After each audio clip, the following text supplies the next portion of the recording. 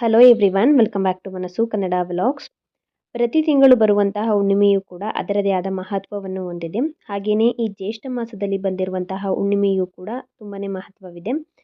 ಈ ಬಾರಿ ಜ್ಯೇಷ್ಠ ಮಾಸದಲ್ಲಿ ಹುಣ್ಣಿಮೆ ಯಾವ ದಿನ ಬಂದಿದೆ, ಹುಣ್ಣಿಮೆಯ ಪೂಜೆ ಯಾವ ದಿನ ಆಚರಣೆಯನ್ನು ಮಾಡಬೇಕು, ಹಾಗೆಯೇ ಹುಣ್ಣಿಮೆಯ ತಿಥಿ ಯಾವಾಗ ಪ್ರಾರಂಭವಾಗಿ ಯಾವಾಗ ಅಂತ್ಯವಾಗುತ್ತೆ, ಆ ದಿನ ಹುಣ್ಣಿಮೆಯ ದಿನದಂದು ನಾವು ಏನೆಲ್ಲ ಮಾಡಬೇಕು ಅನ್ನುವ ಮಾಹಿತಿಯನ್ನು ಇವತ್ತಿನ ವಿಡಿಯೋದಲ್ಲಿ ತಿಳಿದುಕೊಳ್ಳೋಣ.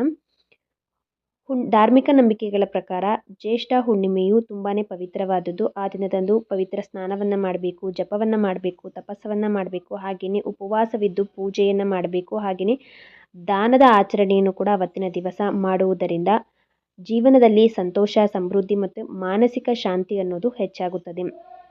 ತುಂಬ ಕಡೆ ಈ ಜ್ಯೇಷ್ಠ ಮಾಸದಲ್ಲಿ ಬಂದಿರುವಂತಹ ಹುಣ್ಣಿಮೆಯನ್ನು, ಜ್ಯೇಷ್ಠ ಪೂರ್ಣಿಮೆಯನ್ನು ವತ್ ಪೂರ್ಣಿಮೆ ಅಥವಾ ವತ್ ಸಾವಿತ್ರಿ ಪೂರ್ಣಿಮೆ ಅಂತಲೂ ಕೂಡ ಕರೆಯಲಾಗುತ್ತದೆ. ಏಕೆಂದರೆ ಈ ದಿನದಂದು ವಟ ಸಾವಿತ್ರಿ ವ್ರತದ ಆಚರಣೆಯನ್ನು ಕೂಡ ಮಾಡಲಾಗುತ್ತದೆ. ಹಾಗಾದರೆ ಈ ಬಾರಿ ಜ್ಯೇಷ್ಠ ಮಾಸದಲ್ಲಿ ಬಂದಿರುವಂತಹ ಹುಣ್ಣಿಮೆಯು ಯಾವ ದಿನ ಬಂದಿದೆ ಅನ್ನುವುದಾದರೆ, ಜೂನ್ 29ನೇ ತಾರೀಕು ಸೋಮವಾರದಂದು ಜ್ಯೇಷ್ಠ ಹುಣ್ಣಿಮೆ ಬಂದಿದೆ.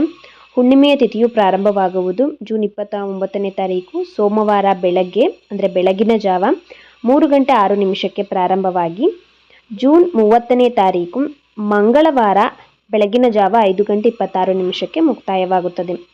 ಪೂರ್ತಿ ಪ್ರಮಾಣದಲ್ಲಿ ಹುಣ್ಣಿಮೆಯ ತಿಥಿ ಇರುವಂಥದ್ದು, ಹಾಗೆಯೇ ಸೂರ್ಯೋದಯದ ಸಮಯ ನಮಗೆ ಬರುವಂಥದ್ದು ಜೂನ್ 29ನೇ ತಾರೀಕು ಸೋಮವಾರ ಆಗಿರೋದ್ರಿಂದ ಈ ಬಾರಿ 2026ರಲ್ಲಿ ಜ್ಯೇಷ್ಠ ಮಾಸದಲ್ಲಿ ಈ ಹುಣ್ಣಿಮೆಯನ್ನು ಜೂನ್ 29ನೇ ತಾರೀಕು ಆಚರಣೆಯನ್ನು ಮಾಡಬೇಕು. ಈ ಜ್ಯೇಷ್ಠ ಮಾಸದಲ್ಲಿ ಬಂದಿರುವಂಥ ಹುಣ್ಣಿಮೆಯನ್ನು ಕಾರ ಹುಣ್ಣಿಮೆ ಅಂತಲೂ ಕೂಡ ಕರೆಯಲಾಗುತ್ತದೆ.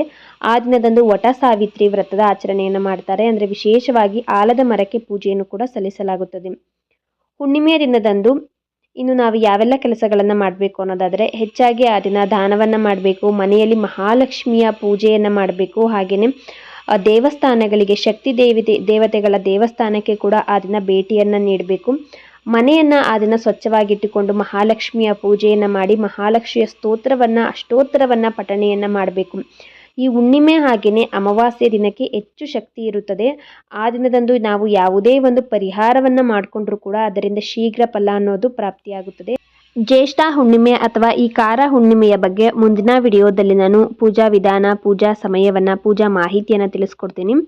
ಈ ವಿಡಿಯೋ ನಿಮ್ಗೆ ಏನಾದರೂ ಇಷ್ಟ ಆಗಿದ್ರೆ ಮನಸ್ಸು ಕನ್ನಡ ವ್ಲಾಗ್ಸ್ ಚಾನಲ್ಗೆ ಸಬ್ಸ್ಕ್ರೈಬ್ ಮಾಡಿಕೊಳ್ಳಿ.